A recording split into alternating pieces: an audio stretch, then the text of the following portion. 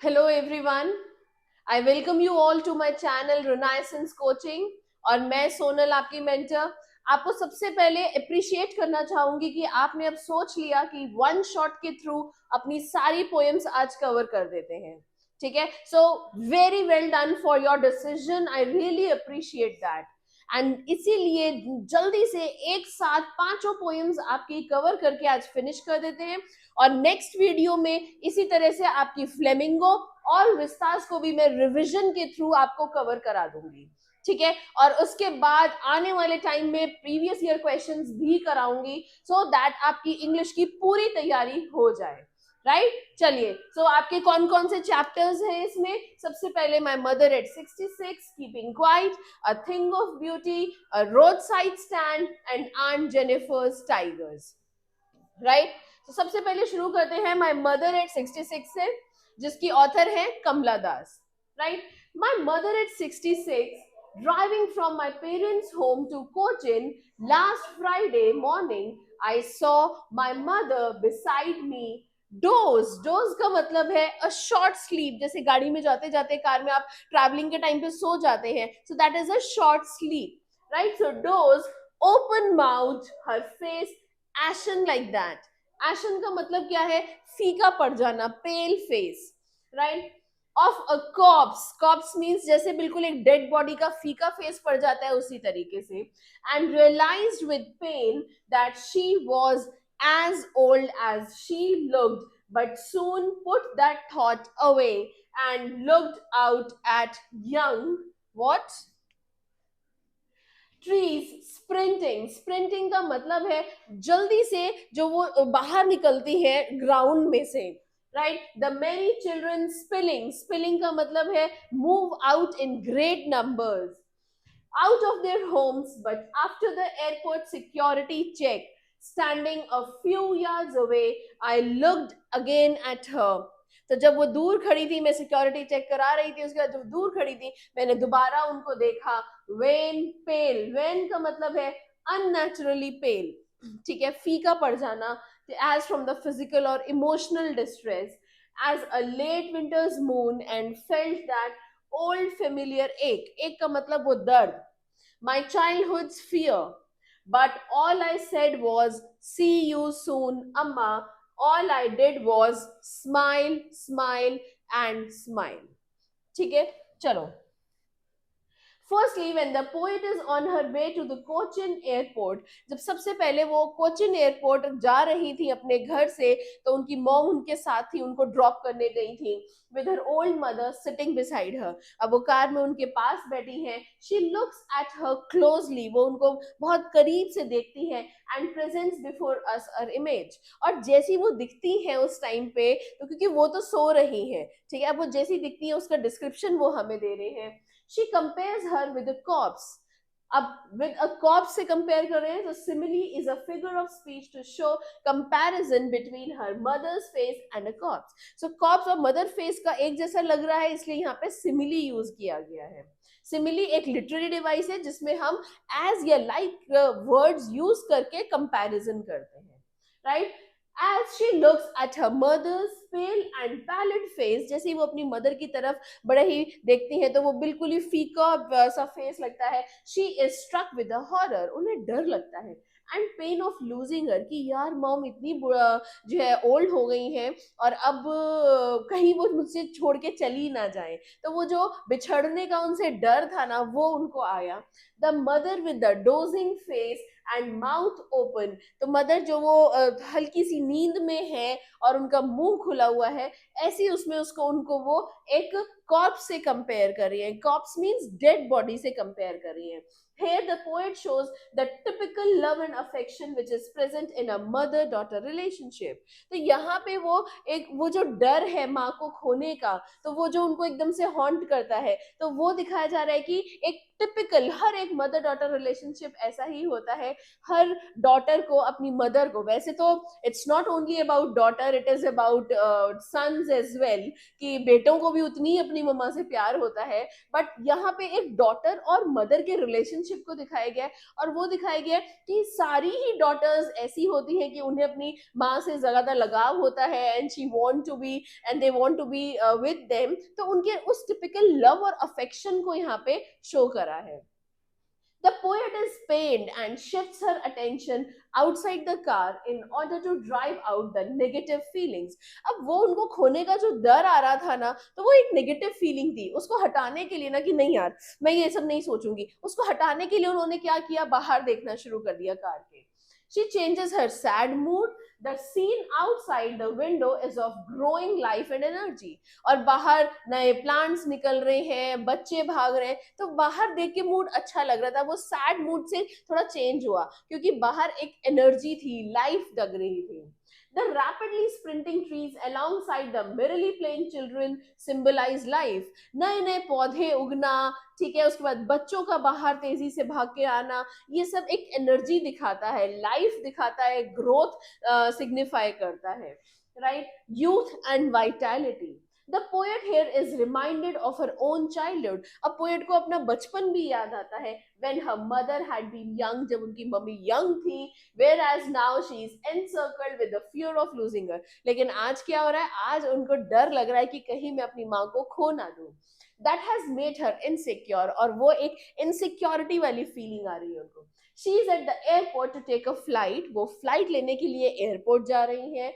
It indicates departure and separation। अब वो ये क्या दिखाता है कि उनका और उनकी मदर का सेपरेशन होने वाला है, वो अपने काम पे जाएंगी, मदर यही घर पे रहेंगी, which creates melancholy। melancholy means sad, ठीक है, तो ये क्या शो कर रहा है, एक सैड फीलिंग शो कर रहा है। And she bids goodbye to her mother, और वो अपनी मदर को बाय करती है। The image of old man worn out mother in the twilight of years strikes her again। अब जब वो उनको बाय कर रही है तो वो मदर का वही फीका फेस, वही डर, ठीक है, वो सब उनको दोबारा एक बार फिर से हॉन्ट करता है। Here again a simile is used to compare her mother with a late winter moon। अब पहले तो उन्होंने एक सबसे पहला कंपैरिजन उन्होंने एक कॉर्प्स के साथ किया था, यानी कि एक डेड बॉडी के साथ किया था। दूसरा कंपैरिजन अब वो किससे कर रहे हैं, लेट विंटर मून से, ठीक है, ये ध्यान रखना है आपको, लेट विंटर मून से कंपेयर कर रहे हैं, और दोनों में ही यहाँ पे सिमिली वर्ड यूज किया गया। Simile I mean the literary device is used, ठीक है। Winter's moon whose light is obstacle by fog. Late winter moon का मतलब क्या है, अगर बहुत ज्यादा ठंड है और रात हो रही है तो जो विंटर्स में मून की जो लाइट होती है वो काफी धीमी पड़ जाती है, क्योंकि विंटर्स इतनी है, और वो इतनी धीमी पड़ जाती है क्योंकि जो फॉग है वो उसको अर्थ तक, सरफेस तक आने ही नहीं देता है, तो वो और भी ज्यादा हल्की पड़ जाती है, ठीक है। So whose light is obstacle by fog and mist. Now, as she looks old now, her personality is affected by it। अब उनकी जो बॉडी है वो ओल्ड हो गई है, तो उससे उनकी बॉडी पे भी इफेक्ट पड़ रहा है। हो सकता है उनकी वीक बोन्स हो गई हो, उनके फेस पे सर्कल्स हो गए हो, डार्क सर्कल्स हो गए, ठीक है, तो वो सब चीजें उनकी ओल्ड एज उनकी फेस पे दिख रहा है। The poet is feeling the pain of separation, leaving her mother and going. Also, her childhood fear of losing her mother, which she feels that earlier was temporary। अब पहले तो लगता था कि अभी तो ये टेम्परेरी है, चलो मम्मा कुछ नहीं है, अभी हम आ जाएंगे दोबारा, मम्मा से मिलेंगे, ये है वो है। लेकिन अब जैसे वो बड़ी हो रही है, मदर का आज वो पेल कॉप्स लाइक फेस देख के, लेट विंटर मून वाला फेस देख के, उनको कई एक बार ये डर लग रहा है कहीं ऐसा ना हो कि मैं अपनी मदर को हमेशा के लिए खो दूं, right? So she is so pained that it is natural for her to cry, but keeping a brave front। वो एक ऐसा मोमेंट है जब वो कहीं कहीं वो रो ना पड़े, लेकिन एक अपने आप को ब्रेव दिखाते हुए आगे she hides her tears and smiles। वो अपने आंसुओं को छुपा लेती हैं और वो स्माइल करती हैं। she bids farewell to her mother।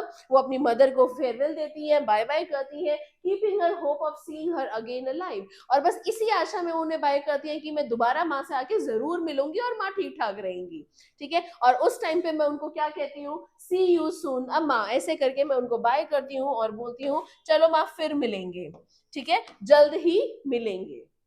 Now she hides her sorrow as she does not want to create a painful environment. वो अपने इन दुखों को छुपा लेती है क्योंकि वो यहाँ पे ना दुख भरा एनवायरनमेंट नहीं बनाना चाहती है, and conveys her that she is enjoying her life. Similarly, her mother should also be happy and enjoy her life. और वो उनको कन्वे करती है कि मैं भी enjoy कर रही हूँ लाइफ, खुश हूँ, आप भी खुश होकर अपनी लाइफ को enjoy कीजिए. um, the poem revolves around the theme of advancing as. तो इसकी बेसिकली थीम क्या है कि उनकी एज जैसे जैसे बढ़ रही है, fear that adheres to its loss and separation. तो क्या एक एक फियर रहता है हर बच्चे के इसमें कि मैं कहीं उनको खो ना दूं, ठीक है, तो लॉस और सेपरेशन का फियर घेर लेता है. It is a sentimental account of the mother's approaching end. ये एक सेंटिमेंटल फीलिंग है, टाइम है कि मदर का कहीं एंड ना आ जाए through the eyes of the daughter. ठीक है, डॉटर की पेन जो है वो इसमें इसमें पोएम में दिखाया गया है. The seemingly short poem touches upon the theme of filial bond between the mother and the daughter, smeared in the backdrop of nostalgia and fear. तो ये पुरानी यादें, डर, ये एक मदर डॉटर का एक बहुत खूबसूरत सा वो दिखाया गया है, एक बॉन्ड दिखाया गया है, उनका रिलेशनशिप दिखाया गया है. Right, nostalgia of the past, कौन सा, the time spent with the mother, उनके साथ समय बिताया हुआ, या फिर the fear of future without her, कैसे मैं जीऊंगी उनके बिना फ्यूचर में. Right, it is a short poem without a full stop. कोई फुल स्टॉप नहीं है. Poem is like a long sentence and the flowing through the process. The poet uses the device of comparison and contrast, simile and repetition. ठीक है, चलिए फिर हमारी first poem खत्म होती है यहीं पे. ठीक है, और बस अब 4 और रह गई हैं, जल्दी से करते हैं. So keeping quiet by Pablo Neruda बहुत इंपॉर्टेंट है और इसमें मैसेज भी बहुत इंपॉर्टेंट दिया गया है. चलिए, now we will count to 12 and we will all keep still. For once on the face of the earth, let's not speak in any language. Let's stop for 1 second and not move our arms so much. So author Pablo Neruda ने क्या कहा है? He requests everyone to count till 12 in their own mind. अपने mind में 12 तक counting करनी है आपको. And to stop for a while. कोई काम नहीं करना है, सिर्फ आपने शांत रह के आंख बंद करके जो है अपने फिंगर टिप्स पे 12 तक काउंटिंग करनी है. Maybe this 12 referred by the poet is the 12 hours in the clock. शायद वो 12 hours कह रहे हैं, 12 months कह रहे हैं in a year. He wants everyone to stop for a while. कि बस आप ये नहीं पता वो 12 का मतलब क्या कहना चाह रहे हैं कि 12 महीने रुक जाओ, 12 साल रुक जाओ, 12 दिन रुक जाओ या 12 घंटे रुक जाओ. But फिर भी he wants to say that please stop for a while. 2 minute रुको तो सही, देखो कि यार आप क्या कर रहे हो. ठीक है, हम भी तो पता नहीं क्या कर रहे हैं, है ना. इतना टाइम हमने वेस्ट कर दिया. अप्रैल से शुरू हुए थे, अप्रैल में मई जून जुलाई अगस्त सितंबर अक्टूबर नवंबर, और अब देखिए हम कहाँ आ गए हैं, very close to our board exams. Right, so रुकिए प्लीज, देखिए कितनी तैयारी कर ली है. चलिए, coming back. In the clock or 12 months, he wants everyone to stop and calm down. The poet urges everyone not to speak any language. कुछ बोलना भी नहीं है. As we all know that there are different languages spoken in different parts of the earth, which sometimes becomes a barrier in our way for peace. एक दूसरे की languages ही अलग है, हम नहीं कन्वे कर पाते हैं, और उसी वजह से हम एक दूसरे को कन्फ्रंट करते हैं, और उसी वजह से क्या होता है, हमारा जो शांति है वो भंग हो जाती है. We start all fighting on petty issues. Right, so he ask people not to speak, क्योंकि बोलने की वजह से ही लड़ाई झगड़े हो जाते हैं. ठीक है, तो आप बिल्कुल बोलिए ही मत. Not only this, he also wants us to stop moving our arms. हमें कोई काम भी नहीं करना है, अपने हाथ वाथ भी नहीं हिलाने हैं. By using the word arms, उनका दो मतलब हो सकते हैं. एक तो काम नहीं करना, दूसरा arms का मतलब arms and emanations भी हो सकता है, जो हमारे weapons हैं उनको भी यूज नहीं करना है. That means he is asking you to stop these wars for a while. कितने wars चल रहे हैं. Right, he means the weapons which are used by different countries to raise a war against each other. So basically the poet is demanding peace from all of us. बोलना नहीं है तो लड़ाई झगड़ा नहीं होगा, आर्म्स नहीं हिलाने यानी कि आर्म्स एंड एमिनेशंस नहीं यूज करने हैं तो वॉर्स नहीं होंगे. तो बेसिकली थोड़ी देर रुकिए और देखिए कर क्या रहे हैं, कहाँ आगे बढ़ गए हैं हम. ठीक है, ह्यूमैनिटी तो रही नहीं, इंसान ही इंसान के खिलाफ जा रहा है. It would be an exotic moment without rush, without engines. We would all be together in a sudden strangeness. Fishermen in the cold sea would not harm whales, and the man gathering salt would look at his hurt hands. ठीक है, तो poet क्या कहना चाह रहे हैं? Who is the poet? जल्दी से बताइए. Poet is Pablo Neruda. Now he wants to say that it would be a rare situation when there will be no engines working. अब आपने वॉर्स ही रोक दिए, आर्म्स एंड एमिनेशंस ही नहीं आप use कर रहे हैं, शांति से बैठे हैं, कुछ बोलना भी नहीं है, तो क्या होगा? इंजन्स तो रुक गए सारे, जो भी आपकी मशीनरीज वगैरह यूज हो रही थी. ठीक है, here he wants to say that if everything comes to standstill, it will be a very different moment. सब कुछ अगर रुक गया तो कितना different moment होगा. If all the engines like the vehicles and machines stop, इसी तरीके से अगर सारे vehicles, सारी machines रुक गई, then there will be a sudden strange situation and the world will experience a sudden calmness. कितनी अलग situation होगी, क्योंकि सब तरफ एक अजीब सी शांति हो जाएगी जो अब तक थी ही नहीं. Right? People will not be in a rush to achieve material things one after another. हम कोई भी रश में नहीं होंगे, भाग रहे हैं, ये भी लेना है, वो भी लेना है, ये भी करना है, वो भी करना है, मुझे ये चाहिए, मुझे वो चाहिए, तुझे ये नहीं दूंगा. सब बंद हो जाएगा. एक अजीब सी शांति आ जाएगी जो हमने कभी सोचा भी नहीं था, क्योंकि हम तो मटेरियलिस्टिक चीजों को लेने में, उनको भागने में लग रहे हैं, उनको अचीव करने में लग रहे हैं. Further, the poet says that the fishermen will also stop. ये जो fishermen है वो भी तो रुकेगा ना, and not harm whales in the sea. और वो क्या करेगा? सी में जो हम इतनी whales को harm कर रहे हैं वो भी नहीं होगा. This means that poet is urging everyone not to harm the animals. Please stop harming the animals for your own sake. Here he gives the example of whales which are being hunted for the purpose of food or trade. He also wants people to calm down so that they can stop and see what they have achieved or lost. इतना सब कुछ रोकने का purpose क्या है? इतना सब रोकने का पर्पस ये है कि प्लीज रुको और देखो कि आपने अचीव क्या किया है. इतनी जो रोज मारामारी हम कर रहे हैं, एक इंसान को मार रहे हैं, वॉर्स हो रही हैं, लड़ाई झगड़े हो रहे हैं, ठीक है, हम दिन रात भाग रहे हैं, बट फॉर व्हाट? क्या आपने अचीव कर लिया ये देखा आपने? Right? For this he gives the example of the man who gathers salt. अब जो इंसान सारा दिन रात समुद्र के किनारे वो सॉल्ट इकट्ठा करता है, whose hands are hurt, जिसके हैंड्स ही अब इतने घाव में हो गए हैं. Right? Here he wants everyone to stop for a while in order to see and feel their achievements and how much they have lost for the sake of attaining such materialistic things. रुक के ये देखना कि भाई क्या इतना materialistic चीजें achieve कर ली इस कॉस्ट पे आके.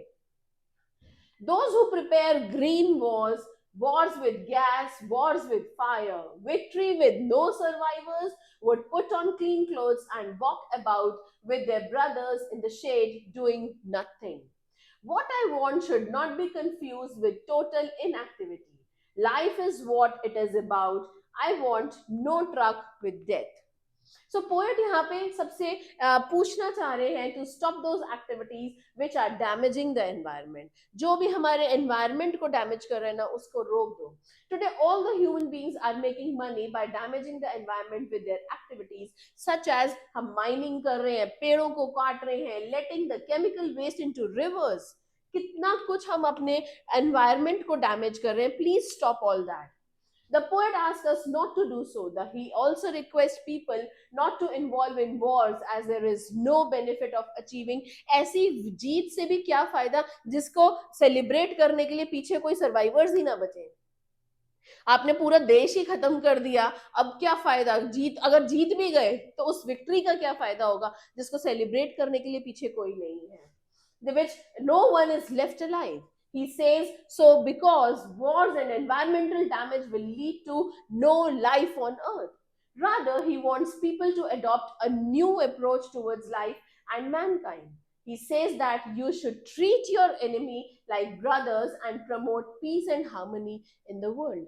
आपको अपने सारे जो लोग हैं उनको अपने दुश्मन है उनको भी इंसानों की तरह, भाइयों की तरह अगर आप ट्रीट करेंगे तो सब तरफ पीस और हार्मनी होगी इस दुनिया में. Right? If we were not so single-minded about keeping our lives moving and for once could perhaps a huge silence might interrupt this sadness of never understanding ourselves and of threatening ourselves with death. So now the poet wants to clarify to his readers that when he asks them to stop from saying or doing anything, he doesn't want anyone to become a non-active person. अब poet ये clarify करना चाहते हैं कि कहीं ऐसा ना हो कि मैंने कहा है स्टॉप फॉर अ वाइल तो आप काम ही करना बंद कर दें। आप कहें जी पेब्लो नेरुदा ने कहा था कि कोई काम ही नहीं करना है, ठीक है। सो मैं आपको टोटल इनएक्टिव होने के लिए नहीं बोल रहा हूँ कि भाई काम धाम छोड़ के बैठ गए हैं। Non-active is a person who remains idle and doesn't do anything. तो non-active का मतलब होगा कि तुम कुछ कर ही नहीं रहे हो, घर में पड़े हो, lazy, ठीक है। Here he simply means that we should stop and see the consequences of our deeds. मतलब हमें यहाँ पे रुकना इसलिए नहीं है कि काम छोड़ के बैठ जाओ, हमें रुकना इसलिए है कि हमें ये देखना है कि हम कर क्या रहे हैं, और जो कर रहे हैं उसकी जो कॉस्ट देनी पड़ रही है क्या वो ठीक है, क्या एनवायरमेंट को इतना डैमेज करना ठीक है, क्या वॉर्स में जाना इतना ठीक है, ठीक है। तो अपने कामों को इवैल्यूएट करना है, right? The poet doesn't want to see people being killed due to their greed for money and expansion of territories. हमें सिर्फ इसीलिए नहीं लोगों को मारना है कि हमें अपनी टेरिटरी बढ़ानी है, भाई आज से मेरा कंट्री इतना बड़ा हो गया और तेरा कंट्री छोटा हो गया, इसलिए नहीं मारना है, ठीक है। तो इसीलिए वो कह रहे हैं कि पर्पस क्या है, आपके आपके जो वॉर्स हैं, ग्रीन वॉर्स हैं, इन सब का पर्पस क्या है, वो इवैल्यूएट करने के लिए रुकना है, ना कि सारा दिन चिप्स खाते खाते टीवी के सामने बैठना है कि जी मना कर दिया काम करने को। चलिए, so further he says that people are continuously working to achieve their task without even thinking about their results. लगे हुए काम में बस सोचना ही नहीं कि क्या इसका रिजल्ट निकलेगा। They are in fear of death and therefore want to achieve most of the things before their death. ये एक नया ही कंसेप्ट चल पड़ा है, भाई पता ही नहीं जिंदगी कितनी है, जल्दी जल्दी कर लो जो करना है, जल्दी से जो है घूम फिर आओ, जल्दी से सब कुछ सारे पाप पुण्य जो करने हैं सब जल्दी से कर दो, पता नहीं लाइफ कितनी लिखी है। सो इस वजह से हम बहुत जल्दी में हो गए हैं, right? So here he urges them to stop for a while and take some moment to relish on what they have achieved till now, right? Everyone relish भी तो करना है यार, जो चीजें पा ली हैं आपने, जो चीजें अचीव कर ली हैं, उनकी तो खुशी मनाने का टाइम ही नहीं है हमारे पास, बस और चाहिए, ये भी कर लो वो भी कर लो। अरे जो कर लिया उसकी अचीवमेंट का क्या, बस एक दिन का हैप्पी बर्थडे किया और हो गया, right? So everyone here is living a life in which he wants to achieve various things one after the other. But now the poet says it is the time to stop and see what has been achieved and should be enjoyed. अभी time आ गया है, रुको, देखो क्या achieve कर लिया है, उसको एंजॉय भी करो। Now this will help us skip the sadness which has become so prominent in our lives. इतनी सैडनेस भी तो आ गई है लाइफ में, आपके दिमाग में ये सैडनेस तो रहती है यार मेरे ये नहीं हुआ, मेरा वो नहीं हुआ, लेकिन जो हो गया उसको तो आपने सेलिब्रेट ही नहीं किया। तो उसको सेलिब्रेट करो, जिससे क्या होगा, जो वो सैडनेस है ना वो जाएगी यहाँ से। The sadness of not enjoying what we have achieved and the greed to achieve what next is in the list is to be achieved. चलिए, perhaps the earth can teach us as when everything seems dead and later proves to be alive. Now I will count up to 12 and you keep quiet and I will go. So now the poet, he suggests to the human beings that we should learn a lesson from earth. हमें इस धरती से ही कुछ lesson सीख लेना चाहिए। वो क्या है? During the winters everything freezes and becomes lifeless. अब winters आती हैं, सब कुछ जम जाता है, growth नहीं है, life ceases, right? But when season changes, it is the onset of spring season आता है दोबारा, and everything nature में जो भी present होता है वो सब दोबारा life में आ जाते हैं। Trees, birds, rivers, सब कुछ एकदम वहीं आ जाता है life पे, right? So here the poet, by giving the example of nature, wants to say that all the human beings should stop and try to judge their deeds. अपने कर्म, deeds means कर्म को judge करो. They can try and make their life better with calmness and peace. शांति से अपनी life को ठीक करो, better करो. And finally he ends up by saying that now he will count up to 12 so that we all may become quiet. वो कहते हैं कि अब मैं दोबारा 12 तक काउंट करूंगा जिससे हम सब अब शांत हो जाएं. Here quiet means to calm down ourselves and move towards the path of peace and harmony.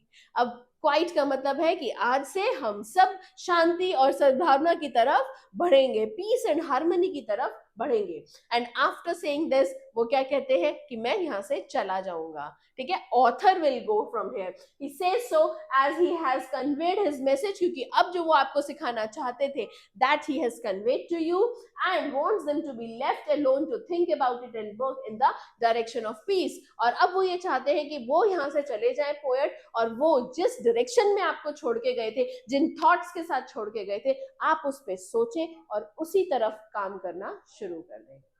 चलो तो फर्स्ट पोएम एक बार रिवाइज कर लेते हैं। मदर एट 66 किया था और उनके ऑथर कौन थे? कमला दास, राइट। और अब हमने की है कीपिंग क्वाइट और उनके थे पेब्लो नेरेडा, ठीक है। साथ साथ अपनी पोएम्स के जो पोएट्स हैं वो याद करने हैं। थर्ड आता है अ thing of beauty bye John Keats, right. ये सब बहुत फेमस ऑथर्स हैं, बहुत ही फेमस पोएट्स हैं जिन्होंने ये आपको लिखी हैं। सीबीएसई की तरफ से आपको बहुत ही इंपॉर्टेंट ऑथर्स के वर्क्स देखने को मिलते हैं, right. The theme of the poem sets in the opening line, and the beautiful object is treasured in our mind because it provides us eternal and everlasting joy. ठीक है, हमारे पास जो है वो जो ब्यूटी है ना, वो हमारे हमेशा अंदर रहती है क्योंकि वो एक एवरलास्टिंग जॉय हमें देती है, ठीक है। Now this happiness will never fade into nothingness, ये कभी नथिंगनेस में खत्म ही नहीं होने की है, बट वो मल्टीप्लाई होगी बहुत ज्यादा whenever it flashes in our mind screen। जब भी वो खुशी हमारे पास माइंड स्क्रीन पे फ्लैश होगी, वो हमेशा हमें एक खुशी देगी, ठीक है। और Keats cast a lyrical spell with a perfect rhyming scheme of A A B B and C C, ठीक है। तो ये मैंने सोचा कि आपको एक छोटी सी इसकी थीम दे देती हूँ। A thing of beauty is a joy forever. Its loveliness increases. It will never pass into nothingness, but will keep a bower quiet for us and a sleep full of sweet dreams and health and quiet breathing. Right? So bower का मतलब है tree के नीचे जब आप शांति से बैठते हैं, that is a bower. So poet says that beauty stays forever. Beauty हमेशा जिंदा रहती है, कभी भी ब्यूटी नथिंगनेस में कन्वर्ट नहीं होती कि अरे ये तो कुछ नहीं है, ऐसा कभी नहीं होता है।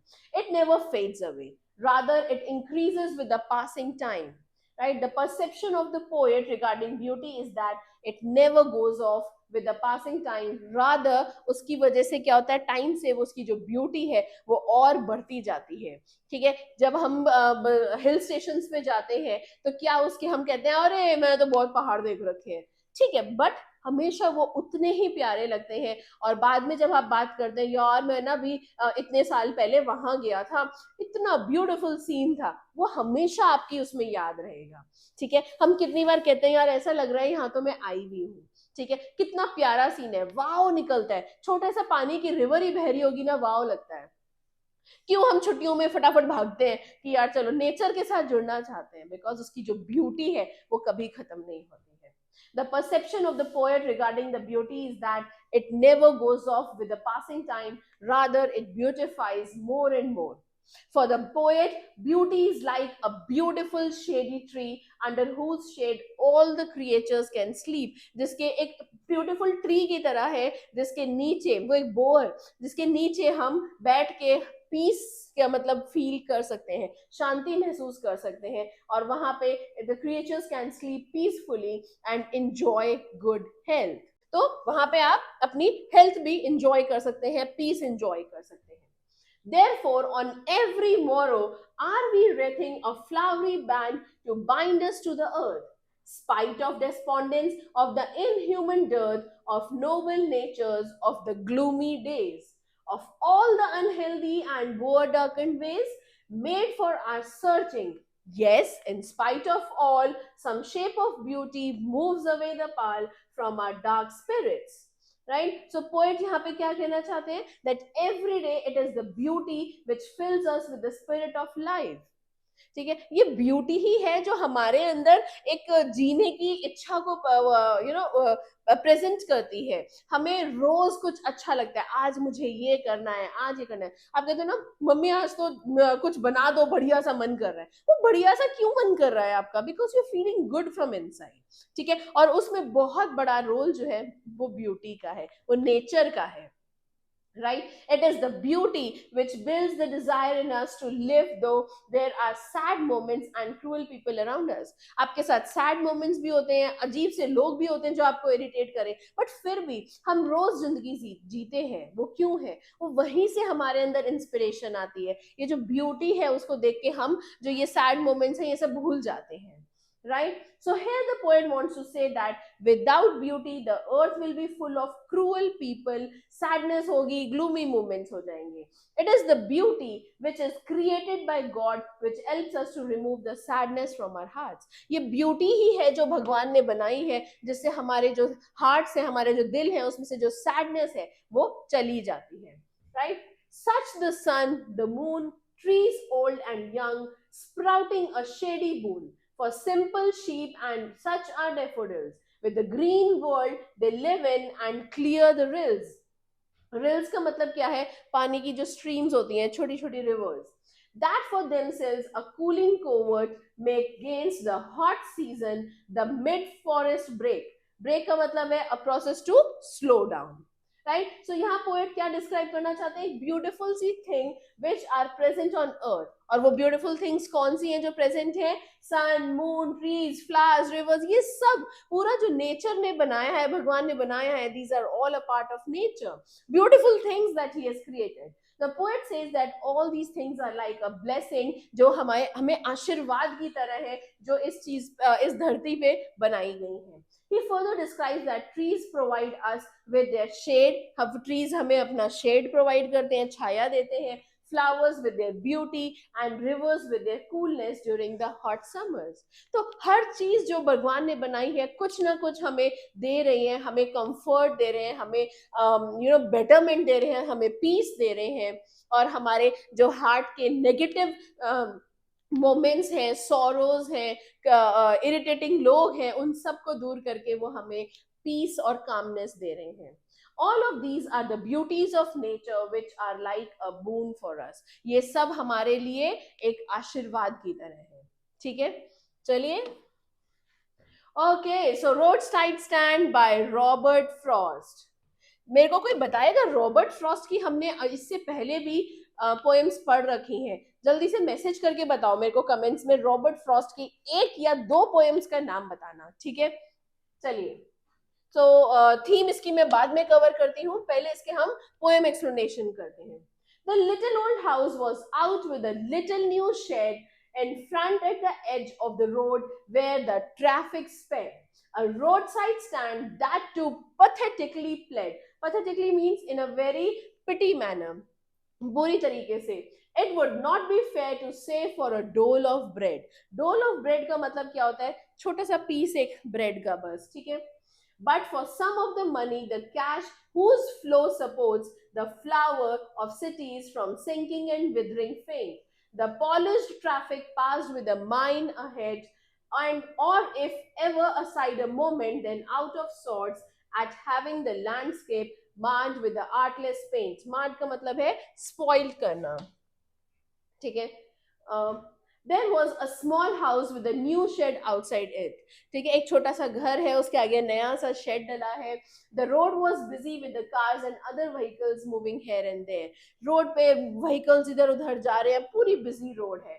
The shed was built to display items on sale. ठीक है, वो शेड क्यों डाला था घर के आगे? So that वहां पे कुछ जो बेचने के लिए चीजें हैं वो डिस्प्ले की जा सके. And the owner expected the passing vehicles, कि ओनर क्या चाहता था कि जो भी यहाँ से गुजर रहा है वो कुछ यहाँ पे रुके और कुछ वहां से खरीदे, एंड बाय द थिंग्स और at least have a look at them, चाहे बस देख तो ले. The condition of shed aroused one's pity because it displayed the sad feelings of the owner who was desperate to earn some money. अब उसकी जो shade की हालत है ना वो कोई बहुत अच्छी नहीं है, आप ये नहीं कहते, पर उससे क्या पता चल रहा है? ओनर की सैड फीलिंग्स पता चल रही है कि वो कितना डेस्परेट है कि बस कुछ पैसे तो आ जाए, उसके पास पैसे नहीं है, he is in a very sad state, right? तो वो कुछ कमाने के लिए वहां पे डिस्प्ले में डाल रहा है सामान कि कोई रुके और खरीद ले, ठीक है, they did not seek any favour, उन्हें ना तो कोई एहसान चाहिए, कोई फेवर नहीं चाहिए, कोई खाना नहीं चाहिए कि कोई हमें खाना दे जाए, piece of bread from the city people, किससे, सिटी पीपल से जो कार्स में जा रहे हैं। बट उन्हें क्या चाहिए, उन्हें कुछ पैसे चाहिए, so that the flow of money helps everyone to use it and benefit from it. आप तो कमा रहे हैं सिटी लोग, लेकिन हमारे पास भी अगर थोड़ा मनी का फ्लो हो जाए तो हम भी थोड़ा कंफर्टेबल हो जाए, खाना खा लें, घर में आराम से रह लें। ठीक है, just like the money with the city people help them lead a better life, जैसे मनी से सिटी लोगों की लाइफ बेटर होती है, उसी तरह अगर वो पैसा हमारी पॉकेट्स में भी फ्लो होगा, हमारी पॉकेट से, तो जो ये शेड ओनर है उसको भी कुछ उसकी लाइफ में फायदा हो जाएगा। The cars that pass by are sparkling, चमकती हुई गाड़ियां हैं जो वहां से गुजर रही हैं, बट वो वहां पे उस शेड पे रुक नहीं रही हैं। They are thinking of their destination only, बस उन्हें लग रहा है बस हमें जहां जाना है हम वहां पहुंच जाए। If by chance they do not, they do stop at the shed, और अगर वो गलती से वहां शेड पे रुक भी गए, so they just complain that the shabby paint of the huts and sheds there has spoiled the beauty of the landscape। अगर वो वहां रुकते हैं तो वो क्या कंप्लेन करते हैं कि ये जो गंदे सा पेंट तुमने शेड पे कर रखा है ना, इससे यहाँ की सारी ब्यूटी खराब हो गई, इतना सुंदर सारा नजारा था, तुम्हारी इस झोपड़ी ने, तुम्हारे इस शेड ने सारा नजारा ही खराब कर दिया। ये कहने के लिए रुक जाते हैं, पर कुछ खरीदते नहीं है। अरे उनकी कंडीशन तो देखिए क्या कंडीशन में है वो, right? Of signs that with N turned wrong and S turned wrong, offered for sale with wild berries and wooden quoits or crook-necked golden squash. Squash is एक fruit होता है with silver warts, small growth of the outer surface, right? Or beauty rests in a beautiful mountain scene. You have money, but if you want to be mean, why keep your money this crossly and go along? Crossly means in an annoyed or angry way, गुस्से में आके बोलना. The hurt to the scenery wouldn't be my complaint. चलो, so here the poet says that जैसे कि लोग people are living in these sheds are poor, their surroundings are not well maintained, सबको पता है ये लोग गरीब हैं और इनके आसपास जो रहने का है वो भी गरीब है, वो बहुत maintained नहीं है। The signboards indicating directions of north and south are pointing towards the wrong directions। तो वो जो रोड्स पे जाने के नॉर्थ साउथ के या यहाँ जाना है वहां जाना है वो गलत पेंट हुए हुए हैं। The sheds have farm produce on sale. अब ये जो शेड है जो इन्होंने लगाया है, इनके पास क्या क्या है सामान वो बता दें। वाइल्ड बेरीज है, गोल्डन स्क्वैश फ्रूट है जिसपे सिल्वर कलर मार्क्स हो गए थोड़ा ज्यादा राइप होने की वजह से, केप्ट इन वुडन बास्केट्स, और वो वहां पे सेल के लिए वुडन बास्केट्स में लगाए गए हैं। The place is beautiful and people should stop here and enjoy the mountain scenery। वहां पे लोग रुक सकते हैं, माउंटेन सीनरी एंजॉय कर सकते हैं, इतनी सुंदर जगह है। If they have money then they should buy some things, but if they are selfish then they should keep their money with themselves। अगर वो कुछ बाय कर लेंगे तो इन लोगों का भला हो जाएगा, लेकिन अगर ये सेल्फिश है सिटी लोग तो ये वहां से कुछ भी बाय नहीं करेंगे एंड नॉट स्टॉप देयर, और रुकेंगे भी नहीं। The poet says that he does not complain that the sheds have spoiled the scenery of the place। Poet कह रहे हैं कि वो ये कंप्लेन ही नहीं करना चाहते कि सीनरी खराब हो गई है। So much as the trusting sorrow of what is unsaid, here far from the city we make our roadside stand and ask for some city money to feel in hand to try if it will make our being expand and give us the life of the moving pictures promise that the party in power is said to be keeping from us।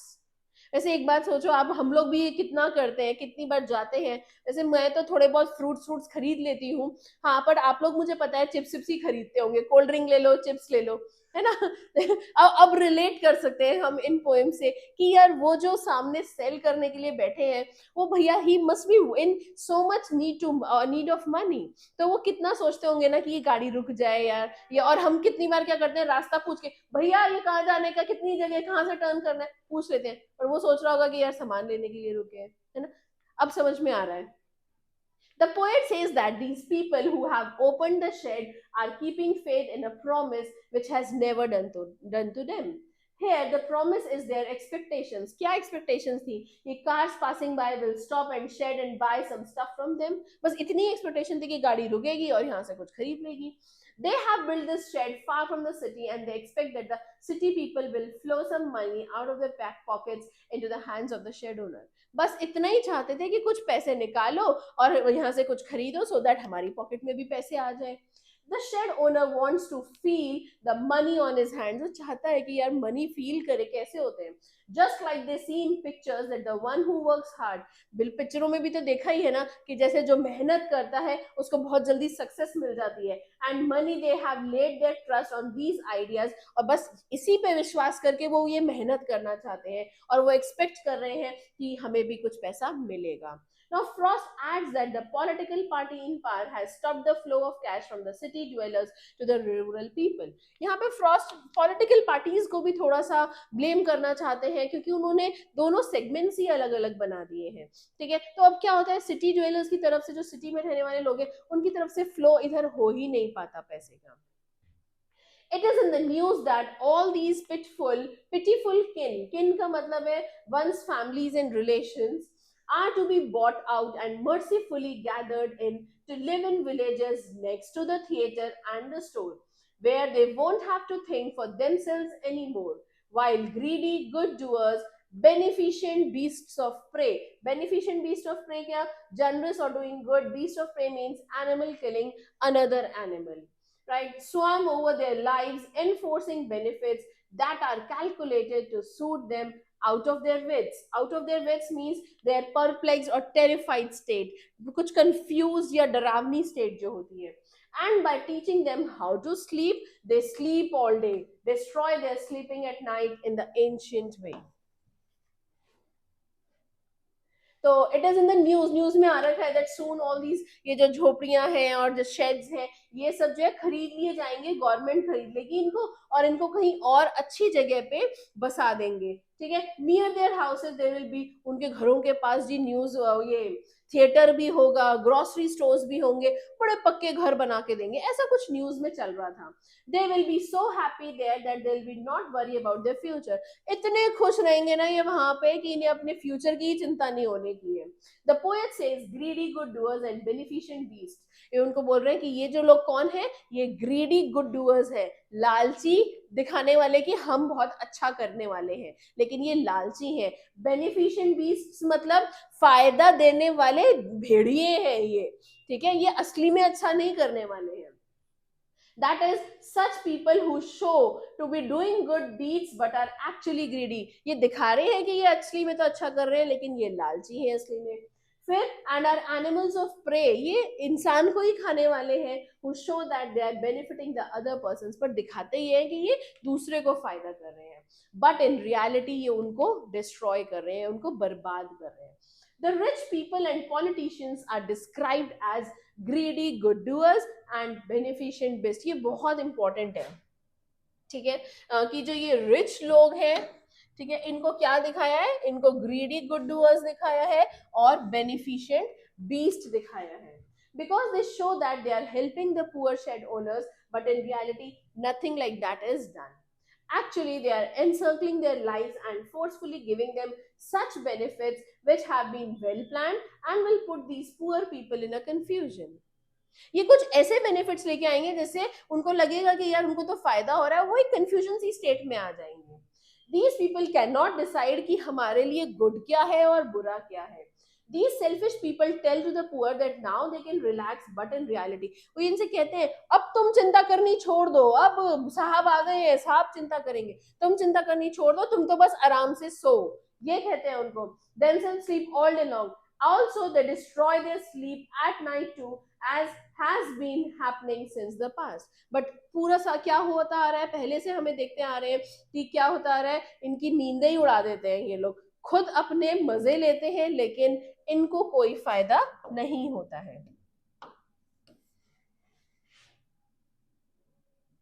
Okay, sometimes I feel myself I can hardly bear the thought of so much childish longing in vain, the sadness that lurks near the open window there that waits all day in almost open prayer for the sequel of breaks for the squeal of brakes, the sound of a stopping car, of all the thousand selfish cars that pass, just one to inquire what a farmer's prices are. And one did stop, but only to plow up grass. Plow का मतलब होता है move in a very fast and uncontrollable manner in using the yard to back and turn around. Poet says that this kiddish desire in the hearts of these shed owners is useless. ये जो एक छोटी सी इनके अंदर ख्वाहिश है ना, ये बेकार है, पैसे की जो ख्वाहिश है. He cannot tolerate their sadness. अब पोएट ना उनके जो दिलों पे ये जो सैडनेस है ना, ये बिल्कुल भी बर्दाश्त नहीं कर पा रहे हैं. Which they go through when they open the window of the shed, waiting for a car to stop and buy something. सुबह से वो अपना शेड खोल के बैठ जाते हैं कि कोई कार रुकेगी और कुछ खरीदेगी. फिर जब वो कोई खरीदता नहीं है तो जो सैडनेस आती है वो पोएट नहीं देख पा रहे हैं. They wait their whole day and it seems that they are doing a prayer seeking a buyer for their goods. ऐसा लगता है कि ये सारा दिन बस प्रार्थना करते हैं, अरे कोई तो रुक जाओ, कोई तो ले लो सामान. They pray for their vehicles to step on the brakes. वो कहते हैं यार ब्रेक पे पैर तो मारो, and want to hear a car stop by, और वो stop की आवाज आए. आहा, it is good to hear for them. There are many cars carrying selfish people. बहुत सारी गाड़ियां जिसमें ये लालची लोग जा रहे हैं. But hopefully कोई तो रुके, कोई तो पूछे कि इन सामानों का प्राइस क्या है. ठीक है, फार्मर्स ने कितने कैसे उगाए और कितने में देंगे.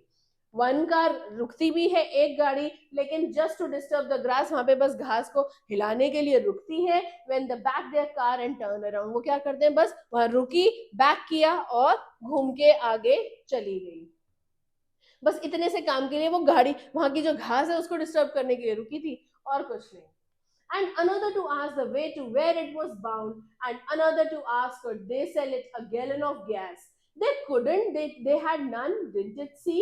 No, in country money, the country scale of gain, the requisite lift of spirit has never been found. So requisite का मतलब है required या जिस चीज की जरूरत है. Or so the voice of the country seems to complain. I can't help owning the great relief it would be to put these people at one stroke out of their pain. And then next day, as I come back into the sane, जब मैं realistic senses में आऊं, I wonder how I should like you to come to me and offer to put me gently out of my pain. So some stop by to ask directions for the destination. मैंने बोला था ना कि destination पूछने के लिए रुकते हैं कि भैया ये कहाँ से रास्ता जाएगा. Now some cars stop by to buy fuel for their cars. अच्छा, कुछ गाड़ियाँ fuel के लिए भी रुकती हैं, पेट्रोल भरवाना है, डीजल भरवाना है. Now poets get annoyed and says that do they not have any idea that these poor people cannot afford to sell fuel? भैया क्या आपको आइडिया नहीं है कि यहाँ पे इनके पास इतने पैसे नहीं है कि ये फ्यूल रिफुल कर दें आपके पास, पर फिर भी गाड़ियाँ रुकती हैं. He adds that the kind of work these villagers do and the kind of things they sell, it cannot lead to the required upliftment. ये जितने पढ़े लिखे हैं या जितना ये सामान बेचते हैं या जिस तरीके का ये काम करते हैं, उससे इनका अपलिफ्टमेंट नहीं होगा, उससे इनके अंदर ग्रोथ नहीं आ सकती है. ठीक है. Their resources are too less to help them to get rid of their problems. Resources बहुत कम है पर problems बहुत ज्यादा हैं और उस वजह से ये अपनी problems से बाहर नहीं आ पा रहे हैं. Their situation demands such a solution which would be a relief to put them out of their problems in one go. इनकी problems बड़ी हैं तो solution हमें बहुत बड़ा लेना पड़ेगा जिससे एक ही बारी में इनकी problems चली जाएं. The next day, poet thinks that when he is realistic, आज तो मैं बहुत इमोशनल हूँ, लेकिन जब मैं कल उठूं और मैं रियलिस्टिक सीन में आऊं, he expects the rich to visit. वो ये चाहते हैं कि कल आप जब एक्सपेक्ट करते हैं कि कल जब आप मार्केट जाएं तो इनके पास रुकिएगा and help them get rid of their problems in one go, perhaps with death. कि आप वहां रुके और उनसे कुछ सामान खरीदे और परहैप्स विद डेथ. ठीक है. तो कितना ब्यूटीफुल सा एक ये सच्ची का एक कंडीशन है, दिल का दर्द है जो इन्होंने यहाँ पे एक सच्ची की कंडीशन आपको पोर्ट्रे करने की कोशिश की है. ठीक है. So on Jennifer's tiger, I suppose ये हमारी लास्ट पोएम है. चलिए. So on Jennifer's tiger prance across a screen. prance का मतलब है वॉक और move around with high springy steps. Right. Bright topaz denizens. Topaz होता है येलो कलर्ड स्टोन्स और डेनिजन्स होते हैं एनिमल्स दैट लिव और found in particular place. Right. Of the world of green, They do not fear the men beneath the tree. They pace in sleek chivalric certainty. Sleek matlab elegant सा, and chivalric means being courteous, especially to women. ठीक है? The poet is describing a lady here whom she addresses as Aunt Jennifer. तो किस lady की बात हो रही है यहाँ? Aunt Jennifer की बात हो रही है. She says that Aunt Jennifer is doing embroidery.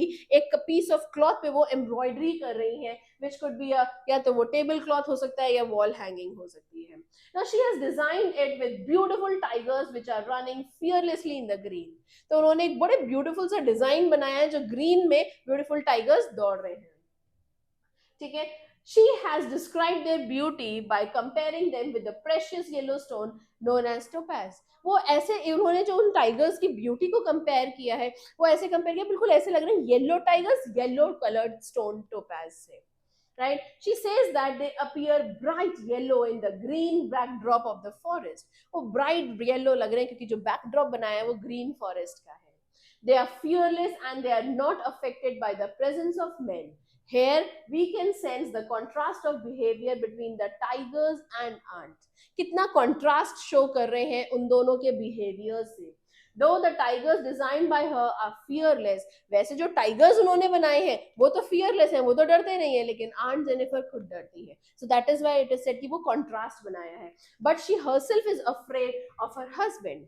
Now further, the poet says that the tigers are proud and fearless citizens of the forest. वैसे तो टाइगर्स कौन है? वो तो किंग है ना, वो तो राजा है, वो तो सॉरी लायन को बोलते हैं वैसे, बट टाइगर क्या है? वो तो फियरलेस है, बिल्कुल भी डरता नहीं है फॉरेस्ट से. लेकिन यहाँ पे आंट क्या है? वो डरती है. They are very shiny and elegant. उन्होंने शाइनी और एलिगेंट टाइगर्स बनाए हैं. Aunt Jennifer's fingers fluttering through the wool. Fluttering का मतलब होता है to move in quick, irregular motions as if being agitated. Find even the ivory needle hard to pull. तो जो वो ivory needle है, कोई needle नहीं है, but वो उसको यहाँ से ऐसे खींचने में उनको दिक्कत आ रही है, उसको बहुत मुश्किल लग रही है. The massive weight of uncle's wedding band. Uncle का wedding band कौन सा है? जो उनकी ring है, जो marriage ring है, sits heavily upon the Aunt Jennifer's hand. ठीक है? वो उन्हें बहुत भारी लग रही है अपने हाथ पे. इसका मतलब क्या है? So here the poet describes the fear of Aunt Jennifer towards her husband. जो डर है उनको अपने husband से, उसके बारे में यहाँ पे describe कर रहे हैं. She says that while she is doing embroidery, उनकी जो fingers हैं are quivering with fear of her husband. वो डर रही हैं, वो हिल रही हैं, उनकी जो fingers हैं जब वो embroidery कर रही हैं. Her husband doesn't approve of her hobby of embroidery. वो उनके husband को पसंद नहीं है ये सब, उनकी जो ये hobby है. Therefore she trembles while she is embroidering the piece of cloth. और इसीलिए वो घबरा रही हैं जब वो embroidery कर रही हैं. It has become difficult for her to pull her needle up. उनको इतनी difficulty भी हो रही है needle को ऊपर खींचने में और नीचे खींचने में भी. Then she describes the wedding ring which was given by uncle to Aunt Jennifer on their wedding day. उसके बाद वो उस रिंग के बारे में भी सारा बताती हैं जो उनके अंकल, जो उनके हस्बैंड ने उनको वेडिंग डे पे, शादी वाले दिन पे प्रेजेंट किया था. Right? She has been tortured by her husband so much that the wedding ring, which could have been a beautiful gift for her, seems like a burden to her. वो ये कहती हैं कि वो इतना टॉर्चर हुई है अपने हस्बैंड के थ्रू से की वजह से कि अब उनको वो वेडिंग बैंड भी बहुत हैवी लगने लगा है, यानी कि वो शादी ही बहुत भारी लगने लगी है. She has faced so many difficulties in her married life. उनको अपनी married life में भी बहुत difficulties हुई हैं, that the little ring is described as a heavy band. इतनी डिफिकल्टीज हुई कि वो एक छोटी सी रिंग भी अब उन्हें एक हेवी बैंड लग रही है ऑन हर ट्रेम्बलिंग फिंगर्स, उनकी हिलती हुई फिंगर्स पे. Now this means that the ring is associated with some bad experiences जो उनको अंकल के साथ शादी में फेस करने पड़ रहे हैं because of her husband's dominating behavior. ठीक है? When aunt is dead, her terrified hands will lie still ringed with ordeals she was mastered by. Ordeals का मतलब होता है extremely severe test या experiences. The tigers in the panel that she made will go on prancing. Prancing means to move around proudly, proud and unafraid. Right? So the poet says that one can easily sense aunt's desire for freedom and fearlessness through her design of tigers. Further, she says that it is not possible for aunt to achieve this freedom during her lifetime. ये possible ही नहीं है कि ये freedom उनकी इस जन्म में तो उन्हें मिल जाए.